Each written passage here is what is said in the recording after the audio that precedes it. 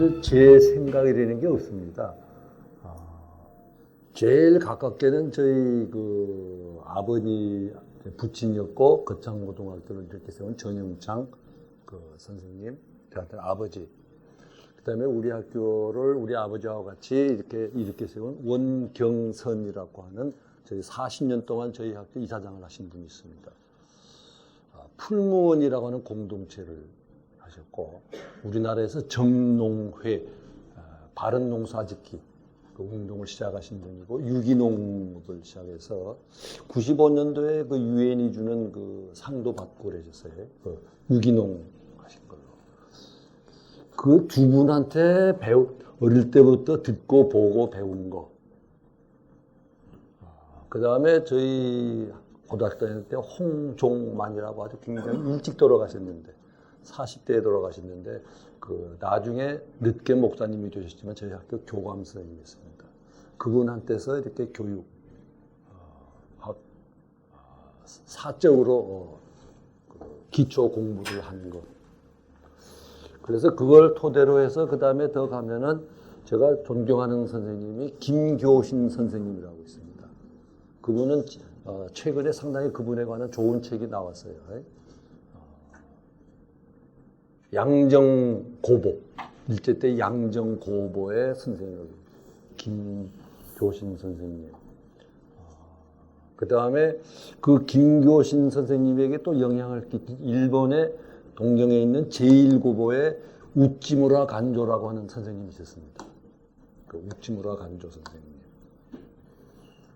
이런 분들을 통해서 그분들의 생애와 책, 글로 접하고 이러면서 제가 교사의 길을 선택했고, 그 다음에 교사의 길을 이제 여러 가지로 시행착오를 거치는 그런 별 모범적이지 못한 교사지만 어떤 교사로서의 삶을 이렇게 마라톤으로만 완주는 했습니다. 1등은 못해도. 그래서 제가 말씀드리는 거는 제가 그분들을 통해서 본 예수, 그분들을 통해서 본 부처님, 그분들을 통해서 본 공자님, 인류의 가장 큰 스승들이라고 하는.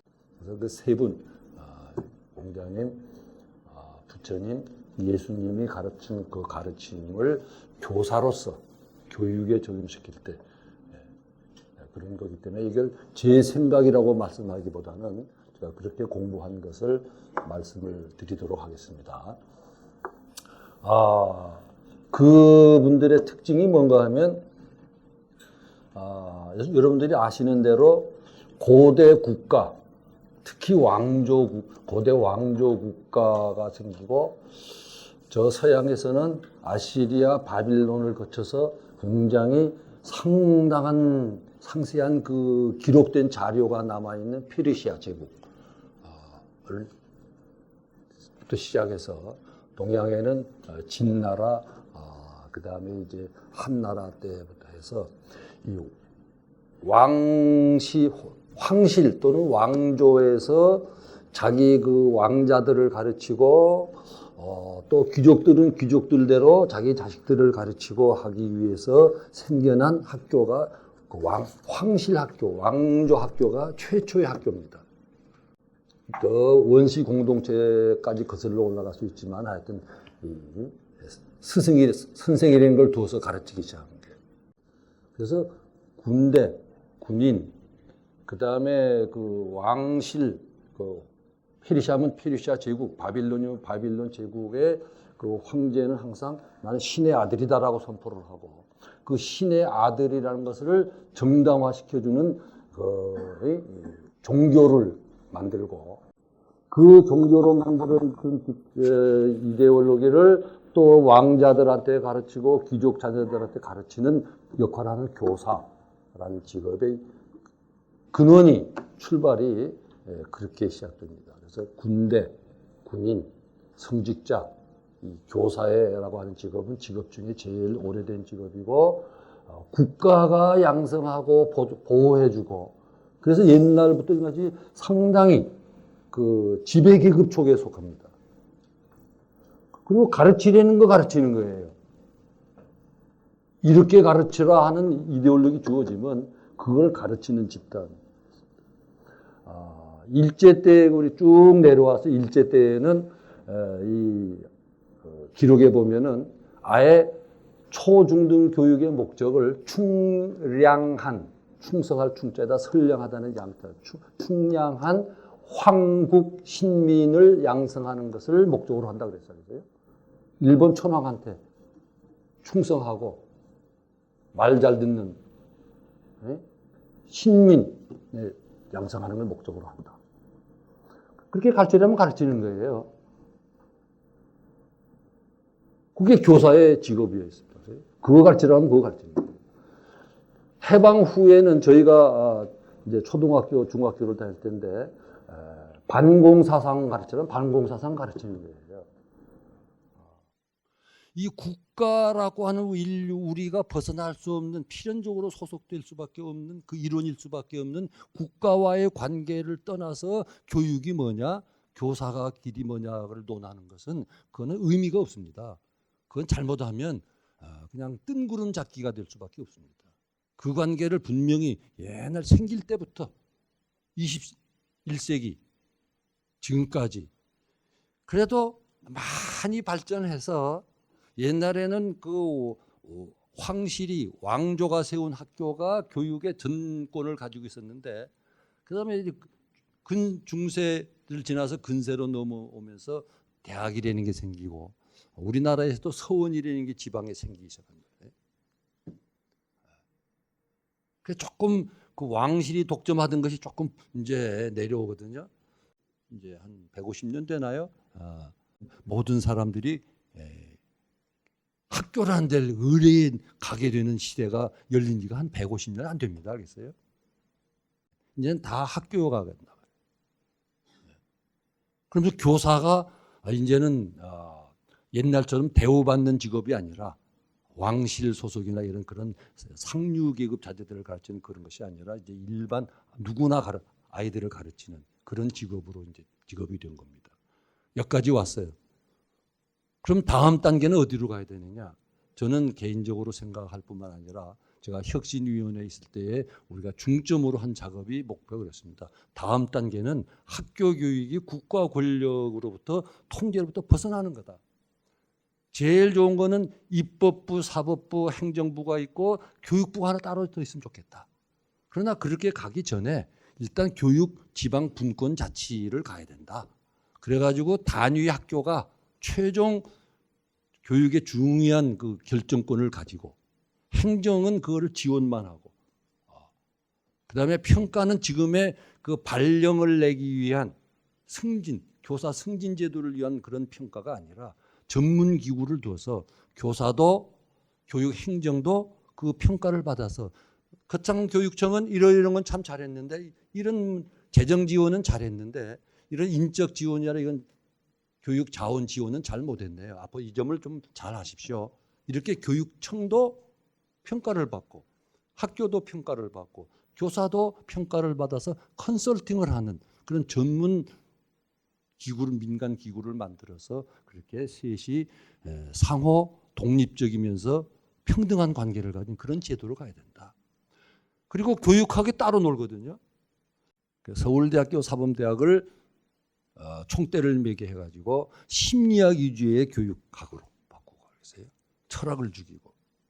제가 이런 강연을 할 거라고는 생각 안 하고 책들을 읽어서 정확하게 인용을 못하는 걸 하여튼 숫자로 계량화할 수 없는 건 교육이 아니다라는 교육 철학을 발표하게 합니다. 교육은 그냥 망가지지 않습니다.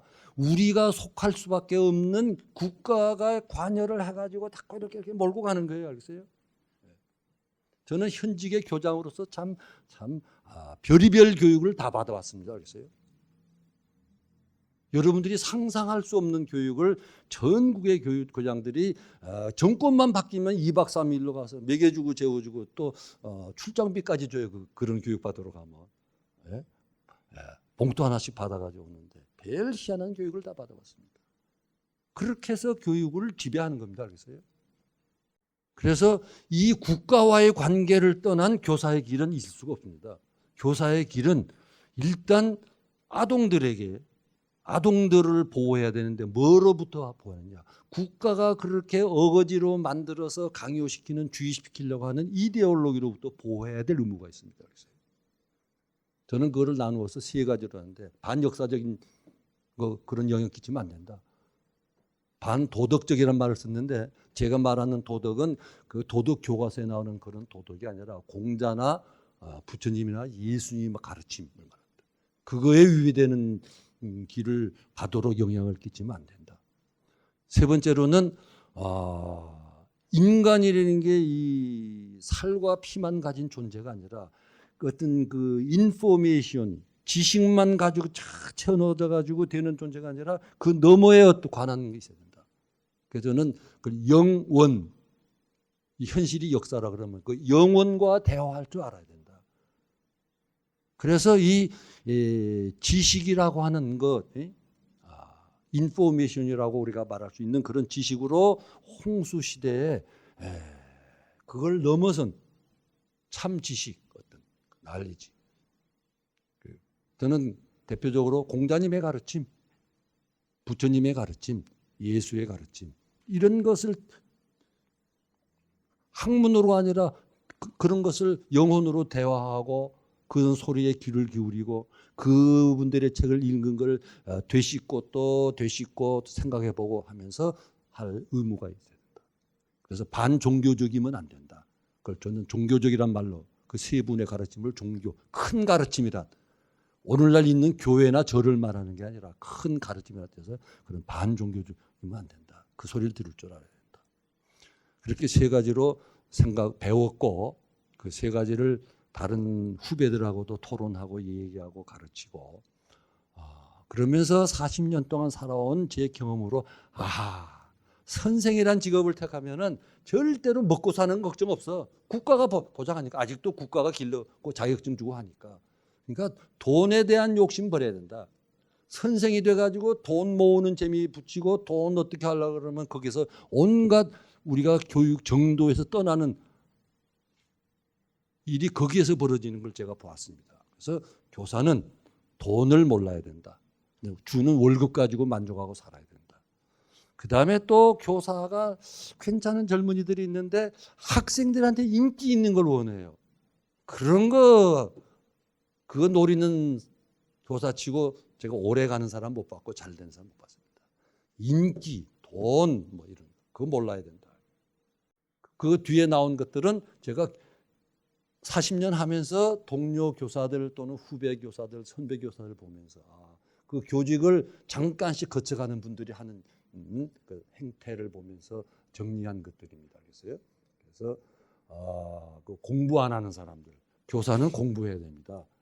뭐 학문하다 이런 것보다는 끊임없이 자기 전공 과목 이외에도 책도 읽고 공부하고 생각도 하고 그래야 되는데 교사 돼가지고 딱 자격증 따고 난 다음에는 책 한 권 안 보는 사람들이 있거든요. 그런 사람은 오래 가는 거 못 봤고 좋은 교사 되는 걸 못 봤습니다. 그 뒤에 붙인 거는 그 경험에서 한 얘기입니다. 제 얘기는 이걸 끝인데 좀 질문 있으면 질문해 주시기 바랍니다.